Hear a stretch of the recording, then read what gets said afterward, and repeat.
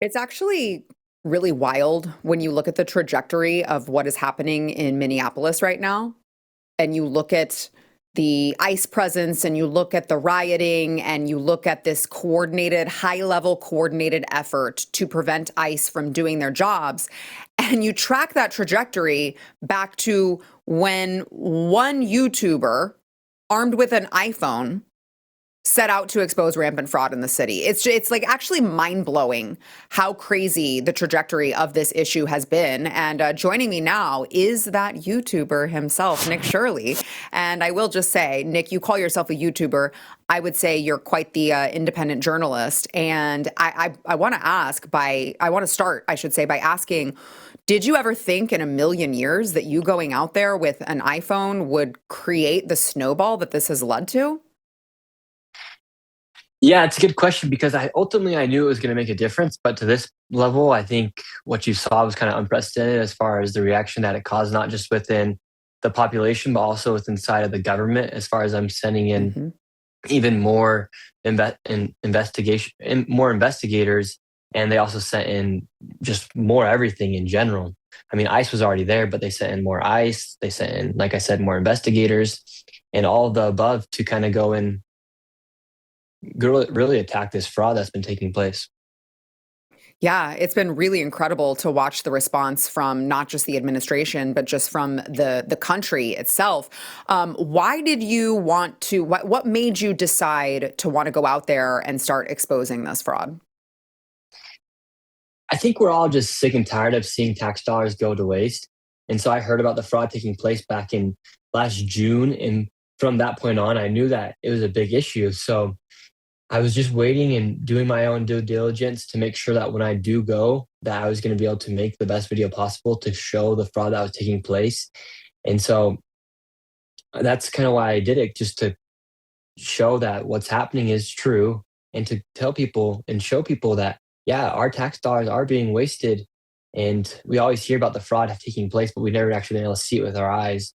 And so I think that's why the video did so well as well, because people were really actually able to see that fraud with their own eyes. And that's something that surprised me as well when we went out and did that video. Yeah, there really is something to people not really believing it, not really allowing it to sink in until they see something put forth right in front of them. Take, for instance, like I did a lot of exposés on the drag queen story time hours and the all ages drag shows that were happening here in the state of Texas. And I think a lot of people, they don't realize it. And there is something about just having it put right directly in front of them that really, really hammers the point home, where they can no longer go, yeah, but how much is it really? Yeah, but how much fraud is actually happening in Minneapolis? And you're like, oh, it turns out a whole hell of a lot. And so as you've been uncovering this fraud over in Minneapolis, obviously, your safety is now at risk here. Everyone in America knows who you are, seemingly overnight, which I do want to ask you about, because that's like that must be totally insane for you and your family to have to worry about.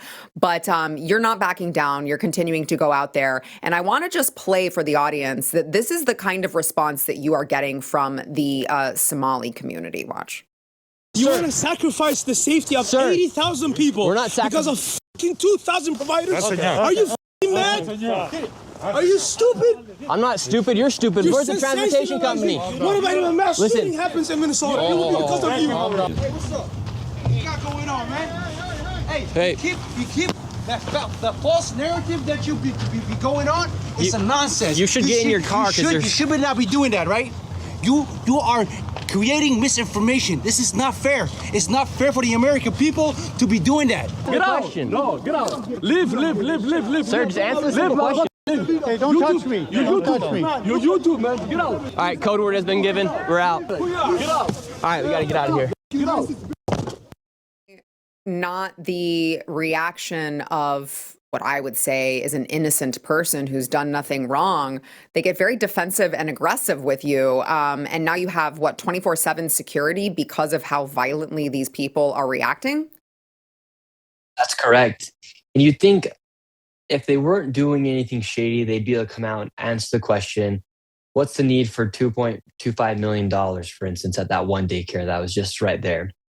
What's the need for that? Instead, they just start swearing, cussing at you, yelling at you, Meanwhile, like I said, you have millions of people watching you right now. Explain yourself. And so, yes, now I do need 24/7 security. And it does help a lot when people do donate. And as you see on the screen at the supportnickshirley.com, you can go ahead and donate there.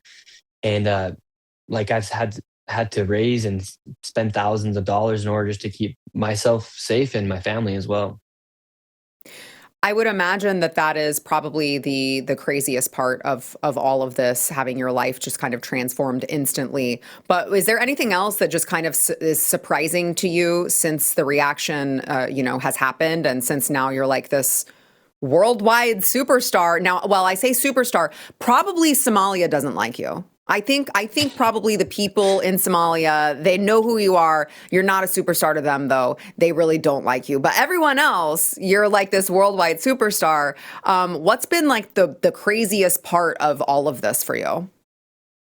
I'm not planning on going to Somalia anytime soon, so thankfully I wasn't making any planned vacations there. I think the biggest surprise is how people have openly started to defend fraud. I mean, I went and testified in front of Congress, and only 2 of the Democrat congressmen showed up out of the 8 that was supposed to be there. And they didn't direct one single question towards me Wow. because they know the fraud's happening. And so these people are literally gotten to the point where they're defending fraud, or to the point where they don't even want to speak out against the fraud because it's happened inside of their own areas or the areas that they represent. Wow. Yeah, it really is very telling that the Democrats are now running on a platform of like, we want to protect the fraudsters. We want to, I mean, again, I go back to it, your video is really what kind of transformed Minneapolis overnight, because you went out there, you exposed the fraud. It all happened to be within the Somali community. That's not your fault. That doesn't make you a racist. That doesn't make you a xenophobe. It's just true. It's just the facts. And so you go out there, you expose it. Then this creates this firestorm. Then you've got the ICE agents going out there, more of them going out there. And now we see what all that has transpired to. But I mean, I'm sure you get called a racist a lot. I heard the guy in that video say, you're just spreading misinformation. You're just spreading misinformation, and you're making it a dangerous situation for them. What is your reaction to rhetoric like that?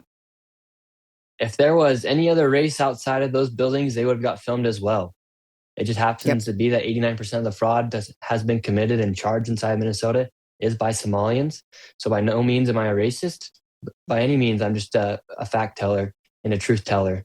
And so, I mean, that's the way that they're going to try to deflect on the issue when it comes down to it. But at the end of the day, everyone needs to stand their own ground, stand on business, and speak a fact for a fact and the truth for the truth, and not be scared to be called those things, as long as you know you're doing the right thing.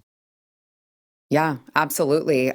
For those who hadn't heard of you before, you've been doing this a while, actually. Some of the other videos that you've done, inside CCOT, the mega prison full of deadly gangsters, you infiltrated Rio, Brazil's most dangerous gang. You took on Antifa in the streets of Portland, went inside the largest crackdown of MS-13 gang members. Nick, I have to believe that your mom worries about you sometimes.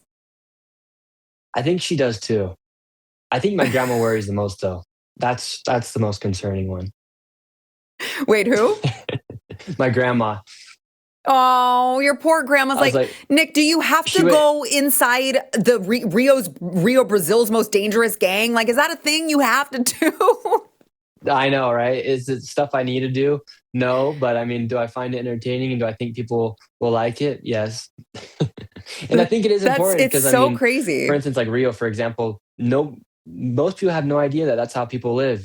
And the prisons in El Salvador as well. No one knows how bad a country could get until it gets to the point where they have to put people inside of these prisons in order to make the country safe. So what I try to do is I try to show like world issues, whether it be with gangs in Brazil or prisoners inside El Salvador or Somalians committing fraud inside of Minnesota. And you'll see I'm going to a new location this week, and I'm not going to say too much about it, but you're going to see massive and open, blatantly fraud taking place in other parts of the country as well. Wow. Well, so with all of these other things that you've done, you obviously have no problem putting yourself in harm's way, I would say, or at least taking risk, I would say. You are risking bodily injury to put yourself out there and get the videos and show people what's happening.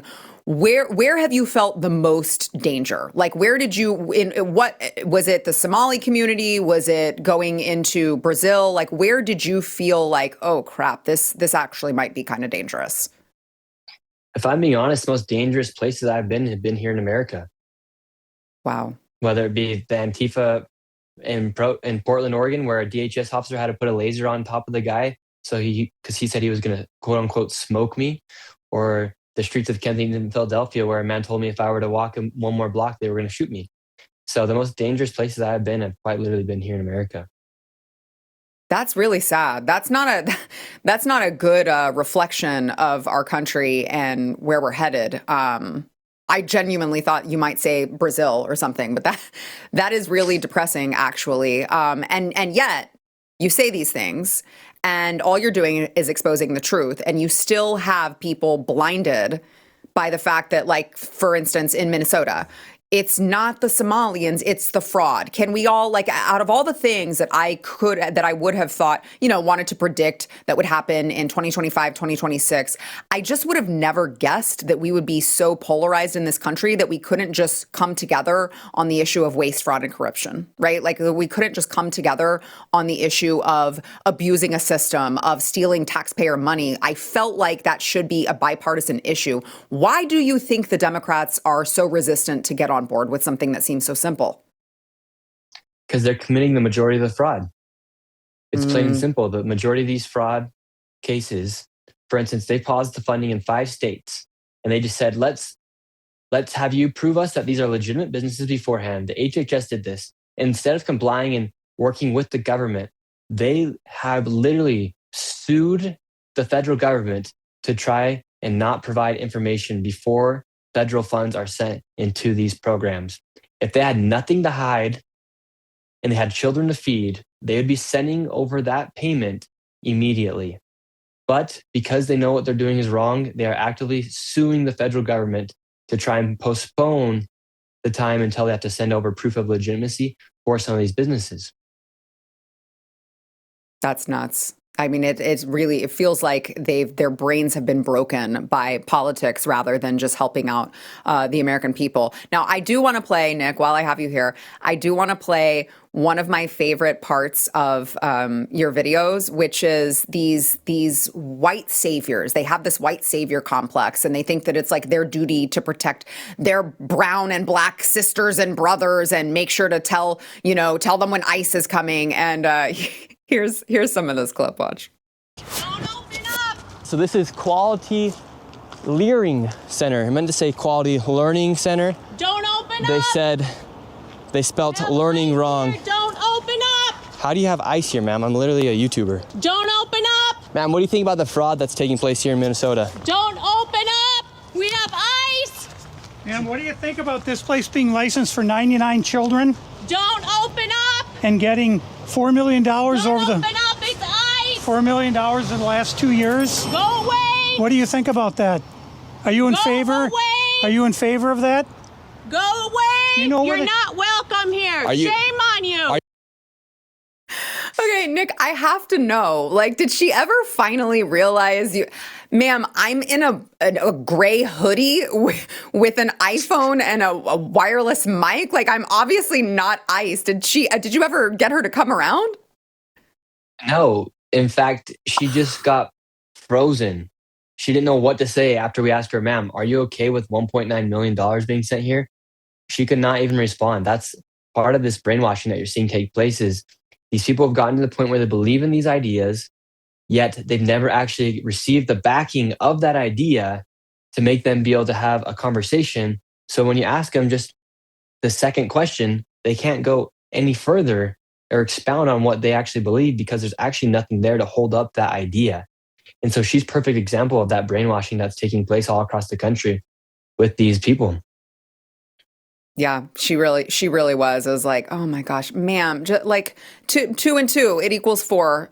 Just add up some of these context clues here. By the way, I will just go ahead and promote you are wearing a gray hoodie again, but this time it is the Quality Learning Center 1-800-FRAUD hoodie, which they can find where, Nick? At that same link at supportnickshirley.com, you can find that there as well. You can find security and you can also find the hoodie as well.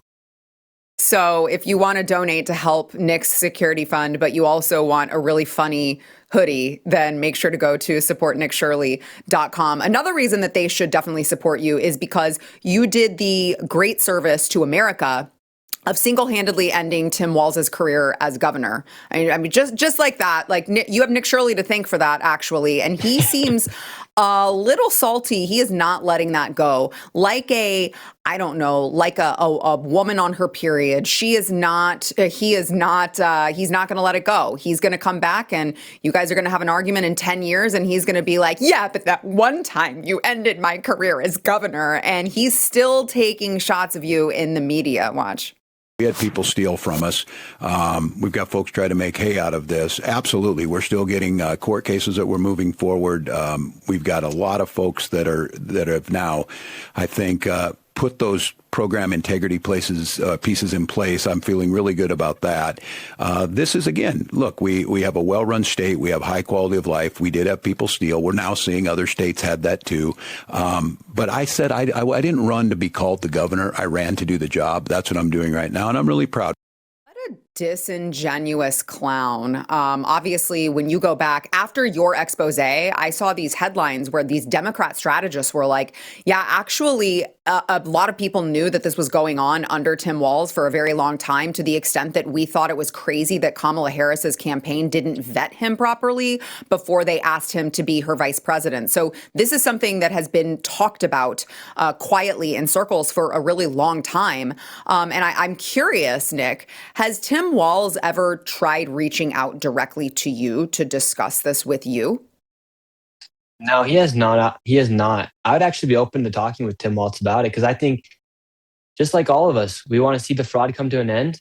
And if he knew about the fraud, he literally just said in that clip that obviously people have stolen from them. Why didn't we get a hold of it earlier? Why didn't we actually control it until a 23-year-old came and visited the locations where the fraud was taking place? Why didn't somebody stop it earlier? Exactly.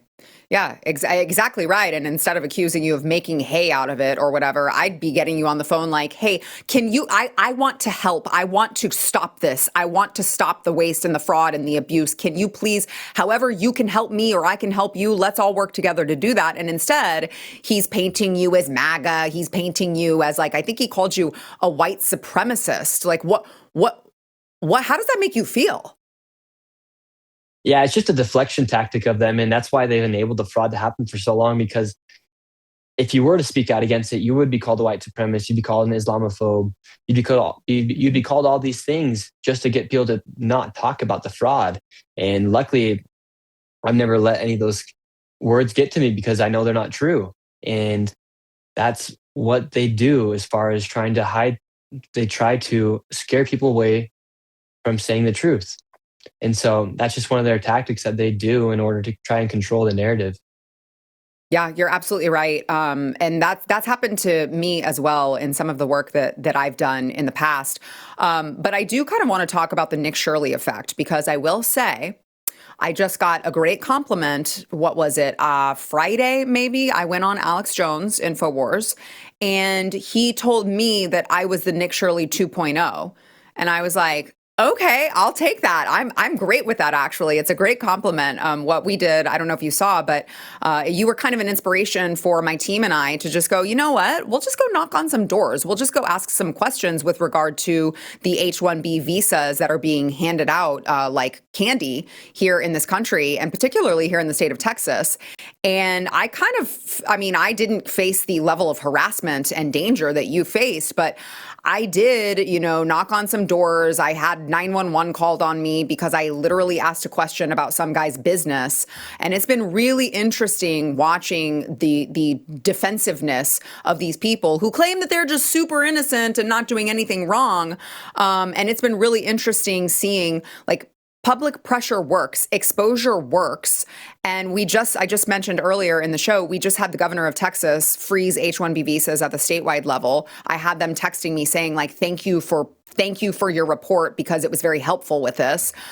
So I want to encourage the viewers, you can do this. Anyone can do this. You can take an iPhone and go knock on some doors. You can go do some research on your computer and find out what you want to expose, and you can be empowered to do this. So do you have any advice to people, like what areas maybe they could be looking into? What if people want to get involved at that level and be a citizen journalist, what would you tell them? Yeah, I think the most important thing is to do your own due diligence before you go ahead and do it, right? Because it is dangerous. And then if you see something suspicious, do your own investigation. Look at the records from the states that you live in, because all that information should be there. And if it's not there, you should be able to ask, because it should be public information in most cases. Yeah, you're absolutely right. I know you kind of teased that you're doing something. You're dropping it, or are you doing it? Like, have you already shot it yet? Not yet, but it's all set in place. So you're going to done, actually shoot it. Should be interesting. Nick, you're not even going to give us a hint, Nick? Well, you'll be surprised. You'll be surprised. Okay, well, I can't wait for everyone to I don't want to blow my cover. I'm going tomorrow, so I don't want to blow the cover. Sure. Yeah, no, I get it. I get it. I was like, I just want just a little hint, but that's okay. I understand. You mentioned that you were in Congress testifying, which was amazing. I was so happy to see you there. You were, during your time in DC, you did stop by to give Ilhan Omar a special gift. I think we have a clip of that. Let's watch. All right, so right now we're outside of Representative Ilhan Omar's office. We're trying to give her a quality Layering Center hoodie. Let's see if she's here. Hello. Is Representative Omar here? Thank you. No, the congressman's not currently in the office. Is there a message you want us to pass along to her? Yes, I wanted to give Congresswoman Ilhan Omar a hoodie. Okay, I can pass. Okay, I She can here by pass that chance? along. Can you please give Ilhan Omar a quality Layering Center hoodie? All right. Thank you. Hope she likes it. Hopefully she leers a little, because fraud's bad. Nick, that's so good. Did we get like a thank you note from Ilhan Omar? Do we know? Did she get the quality Layering sweatshirt? Oh, I think she's loving it, because they're pretty comfy. She's probably in that office wearing it. And it's cold in DC right now. It is. I hope she's bundled up in it. And then I also, since we have a little bit of time left here, I do want to play Channel 5 with Andrew Callahan. Just for a programming note, we're going to be airing this interview in full, unedited in Technicolor, unlike Andrew Callahan, another YouTuber. And thankfully, you filmed that interaction so you could expose his deception as well. Here's some of that. Name a Democrat city that's prospering right now. Well, it would have to be one that's affordable. Name one. Denver. Why are you smirking? It's not prospering. All right, so that's the clip Andrew posted, but this is the actual interaction of how it went. Denver. Why are you smirking? Because I don't know if it's prospering. It's not. See, you can't even ask the question. It's not prospering. Denver's not prospering either. I agree that Democrat-run states are doing badly. Kind of weird that Andrew didn't put that in, right? Maybe his base or something would not be happy with that response, because he obviously got caught lying. Has he said anything to you? Like, did he apologize to you or anything for all of this deception? No, in fact, he made a response video openly saying he edited that video, but said that that was factually inaccurate. When I showed proof of exactly what happened, I mean, that was just very deceptive editing on his part, and wasn't cool, wasn't true.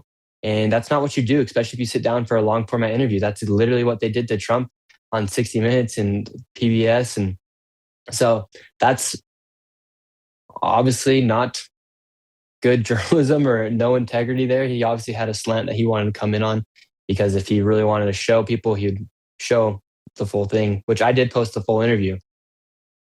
Yeah. But it's really sad that you have to go to the lengths of doing that just to protect yourself from these like shit lib journalists just trying to, deceive their viewer and try to make you look bad, quite honestly, which I don't appreciate. All right. Make sure to tell everyone, I'm sure like the entire world is subscribed to your YouTube channel by now, but just in case there are any stragglers who haven't made their way there yet, tell them where they can find you. Yeah, you can find me everywhere. Just Nick Shirley, just like Shirley Temple. So everywhere I am just Nick Shirley. Well, Nick, I gotta say, your parents clearly raised you right. You seem like a really, really great man of great character. And if I were your mother, I would be very proud of that. So I appreciate you. I appreciate all of the great work that you're doing. Keep us posted on this like secret expose. I can't wait to hear what it is, but whatever it is, we'll heavily promote it. And we appreciate all of your great work. Awesome. Thank you so much. Thank you. Take care. Stay safe. I will. Call your mom. All right. See ya.